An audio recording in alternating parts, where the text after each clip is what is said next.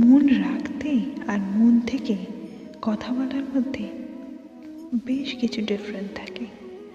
যদি কেউ বলে যে তোমার মায়ের পরে আমি এমন একটা মানুষ হতে চাই যার কাছে কিনা তুমি তোমার মনের সকল দুঃখ কষ্ট শেয়ার করে শান্তি পেতে পারো, তাহলে তুমি কি বলবে?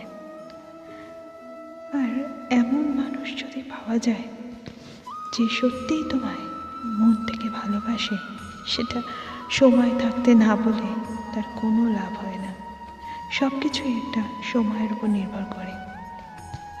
দুটো নৌকায় পা দিয়ে কখনো নদী পারাপার হওয়া সম্ভব নয়, ঠিক তেমনি সম্পর্কের ক্ষেত্রে তাই। তুমি সব দিকে থাকবে সেটা তো পসিবল না, তোমাকে একটা চুজ করতে হবে। সব কিছুই দরকার আবার সব কিছুই পাবে সেটা হবে না। মহাদেব, তুমি সেই মানুষটা যত্ন নিও যে আমার সবসময় যত্ন করে। যার সাথে মিলিয়েছ সেই যেন আমার জীবনের সঙ্গে ওতপ্রোতভাবে জড়িত থাকে। আমি চাই না কেউ আমার জন্য কষ্ট পাক, তাই তার জীবন থেকে সরে আসাটাই আমি শ্রেয় বলে মনে করি। তুমি আমার জীবনে এসেছিলে বলে হয়তো বুঝতে পেরেছি নিজের থেকেও কাউকে অনেকটা বেশি ভালোবাসা যায়। মিষ্টি বাদরে ছিলাম তোমাদের সঙ্গে।